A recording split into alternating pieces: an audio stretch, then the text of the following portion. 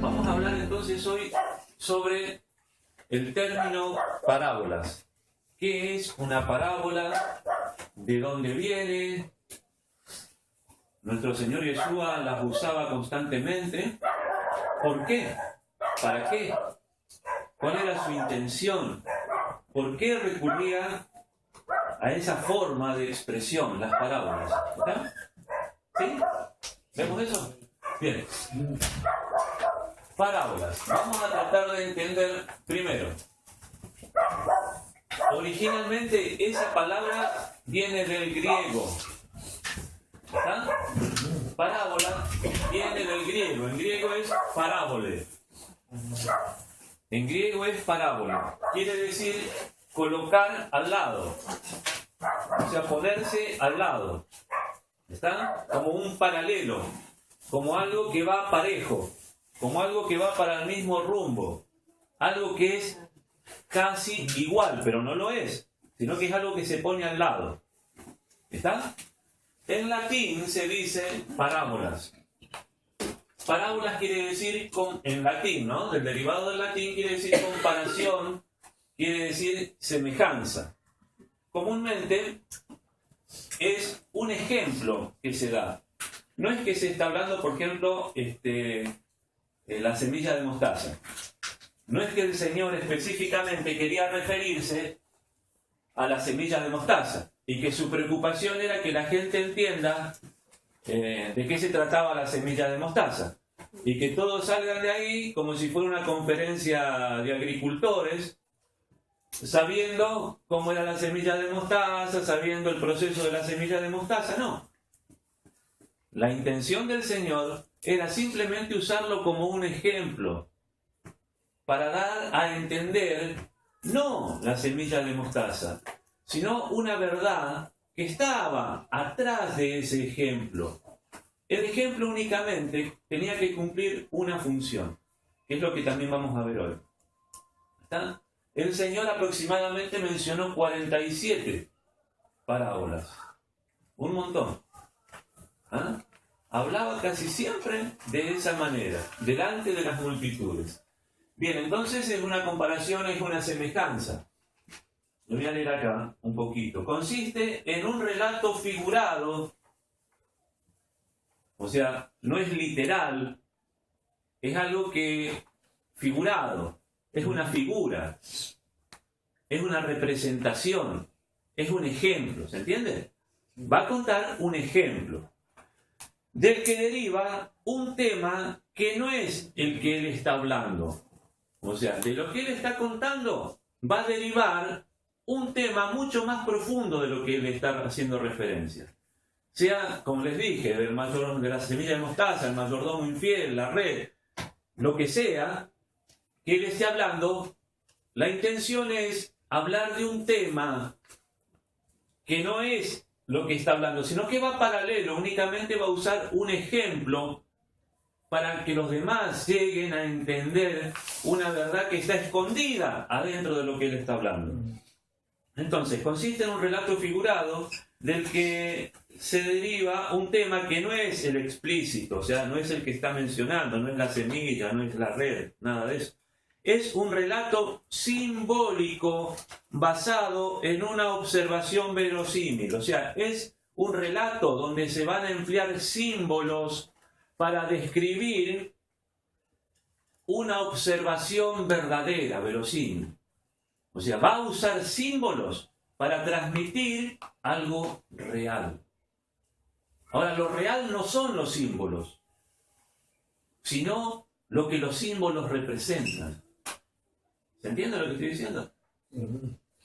Va a hablar de la red, pero la red no es lo verdadero, sino lo que la red representa es lo que de verdad él quiere transmitir y que las personas entiendan, aún hoy en nuestros días. Bien, entonces eso es una parábola. Vamos a ver el propósito. Eso lo van a encontrar en Mateo 13, 13:10, en Marcos 4:10 y en Lucas 8, 9 y 10. Ahí van a encontrar ustedes el propósito que Jesús tenía al expresarse por medio de las parábolas, al expresarse por medio de estas comparaciones, de estas semejanzas. ¿Sí? ¿Lo leemos? En el 13:10, ¿quién lo tiene? ¿Quién lo encontró?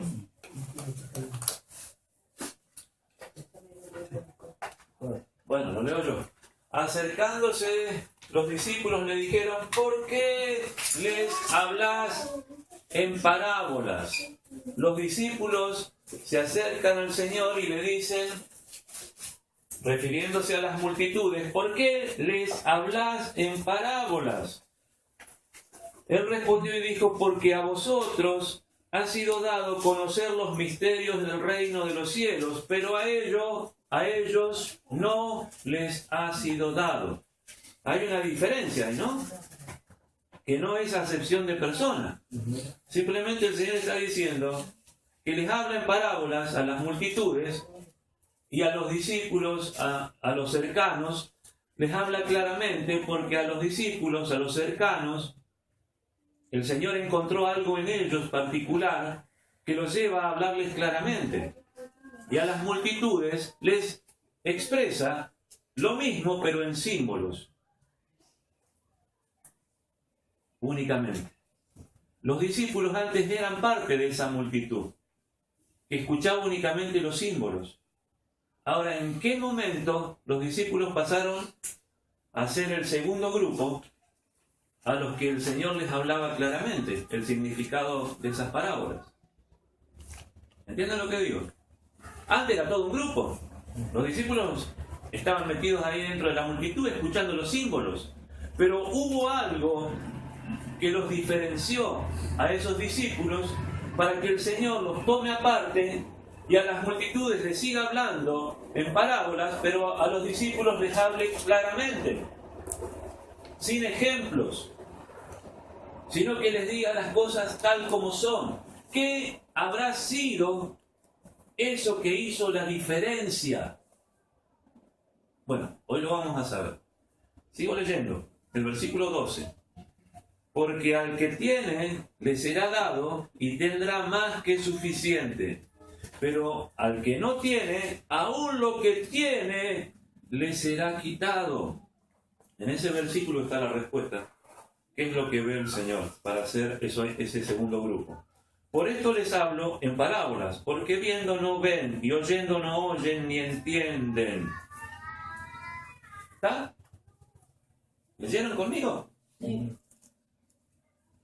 El que tiene le será dado y tendrá más que suficiente. O sea, la diferencia la hace el que tiene.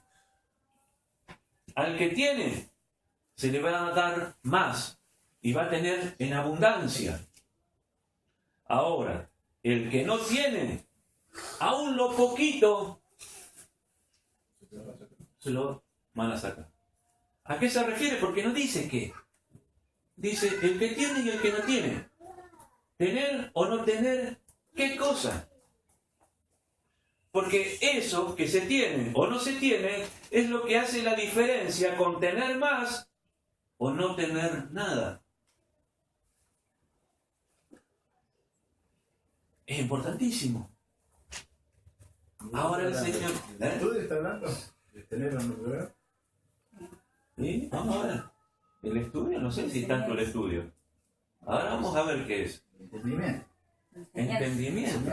Bueno, bien, Luis, bien. Me gusta, Luis, que digas. El propósito, entonces, al usar las parábolas, era lograr identificar interesados. Era como una evaluación. Cada una de las parábolas, de los ejemplos que el Señor manifestaba a las multitudes, era como una evaluación, como una observación detenida de quién se interesaba y de quién no. De quién únicamente seguía al Señor por los panes y los peces, por los milagros, por las obras maravillosas, o quién seguía al Señor por la enseñanza que el Señor transmitía, por la forma de vida diferente que el Señor presentaba. Entonces, cada una de esas parábolas era un ejemplo, si bien cada una de ellas contiene una información específica, pero para la multitud era una selección de personal. Era como llamamos porque necesitamos cajeros o cajeras. Y llamamos a 200, pero necesitamos 10 nada más.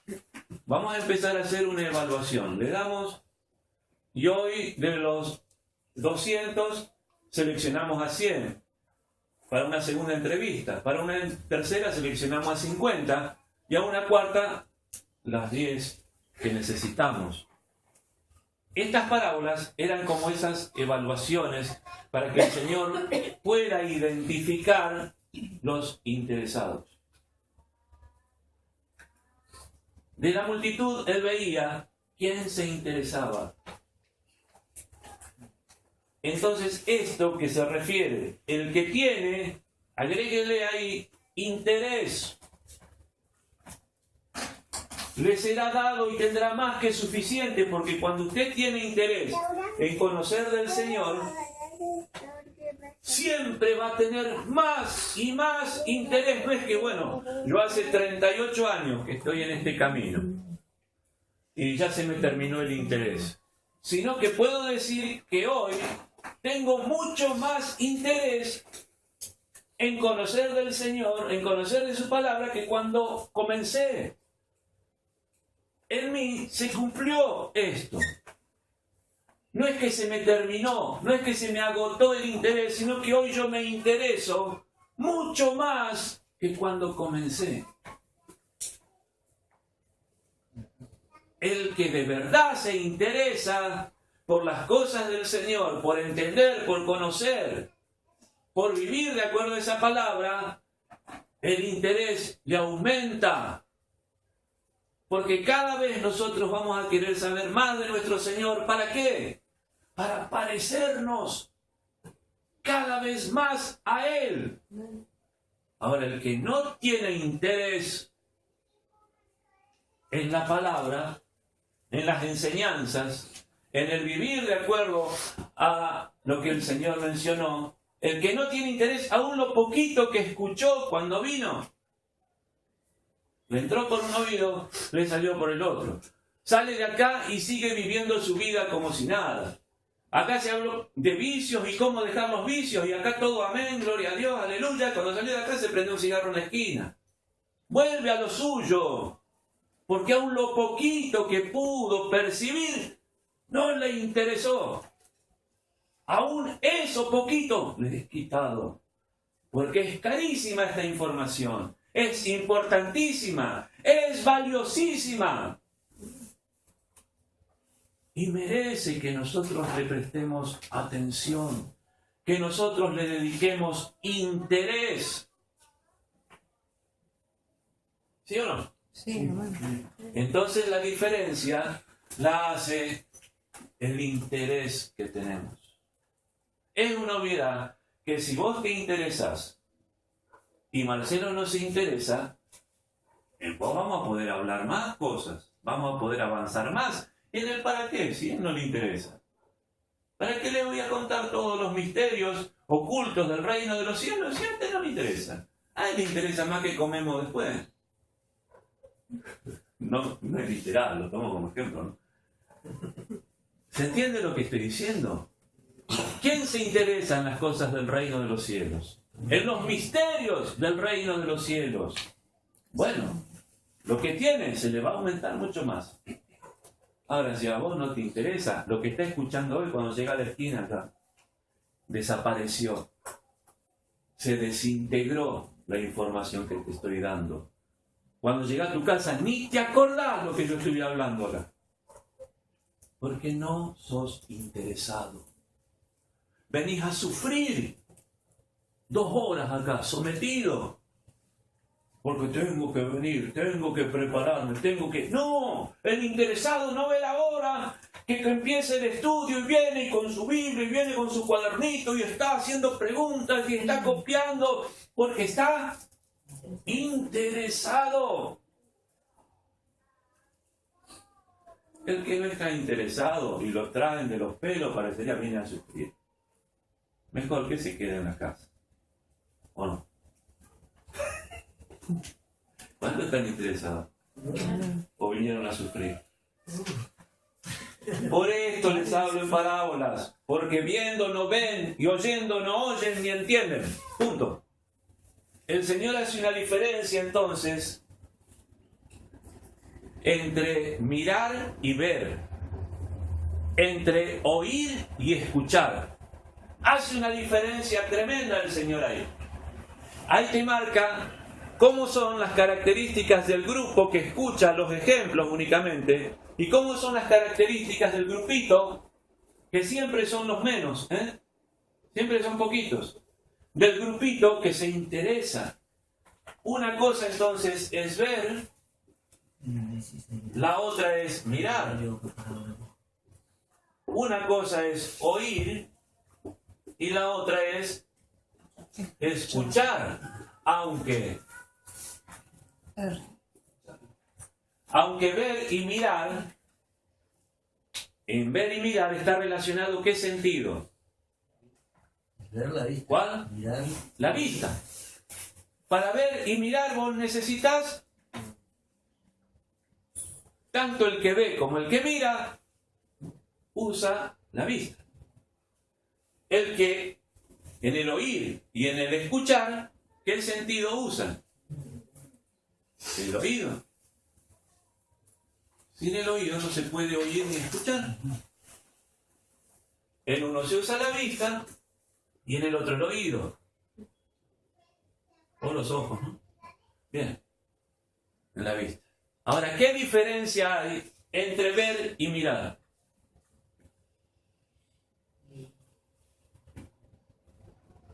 ¿Qué diferencia hay entre oír y escuchar? Porque el Señor está diciendo, ¿Y escuchar? están viendo, pero no ven. Tienen el oído, pero no escuchan. Entonces Él está marcando esa diferencia. Entre ver y mirar hay una diferencia. Entre oír y escuchar hay una diferencia. ¿Cuál es? Porque de eso va a depender que yo sea interesado Mirar o fijar. o no. Es fijar. En la atención que le prestás. Yo te puedo estar mirando, pero te veo así nomás. Bien. En cambio, si vos Bien. buscas la mirada es porque te Bien. interesa. Ver es cuando es en general y mirar cuando prestas atención. Ver es, veo el paisaje y ya está. Ahora, cuando yo miro, es en detalle. Claro. Presto atención específica a este árbol Un objetivo. que está exacto. Pongo un objetivo. Ver, ve todo el mundo. Obviamente si tiene esa facultad, ¿no? Si tiene el sentido de la vista. Ver, vemos todos. Ahora mirar, no miran todos. Y en el escuchar, ahí es donde vamos a enfocarnos un poquito. Oír y escuchar. Es más o menos igual. Claro. Escuchar, escuchamos todos. Usted está en un estadio de fútbol lleno, ahora que viene el clásico, y escucha, pero usted está con su compañero, su amigo, oye el barullo de las tribunas, las hinchadas, y este y el otro, ¿no? Pero usted eso lo está oyendo. Ahora usted quiere escuchar lo que su amigo le está diciendo. A su amigo le presta atención. Todo lo demás lo escucha como un barullo, como un murmullo, como algo que lo estoy oyendo. Pero escuchar es prestar atención. a lo que se dice. Mirar entonces es tener un objetivo específico. Escuchar es prestar atención a lo que se está diciendo. ¿Cuántos de los que vienen al estudio escuchan? Oír todos, porque no hay ningún sordo. Todos oyen. ¿Cuántos escuchan? Escuchar es prestar atención. Y prestar atención, usted puede estar así toda la clase, pero puede estar simulando. Parece que presta atención. El que presta atención está evaluando cada una de las palabras que yo estoy mencionando y está razonándolas en su cabeza. Ah, esto quiere decir aquello, esto quiere decir lo otro, ah, por eso es esto. Está, a la vez que escucha, está acá trabajando, haciendo trabajar el cerebro en base a las palabras que entran por el oído. Las está razonando. Eso es escuchar. Oír es, yo acá 2 horas dando estudio y este está oyendo, porque sordo no es, pero no piensa en nada de lo que estoy. No le interesa qué quiero decir, no le interesa por qué lo digo, no le importa el tema, viene a sufrir. ¿Por qué? Porque no es Interesado. interesado.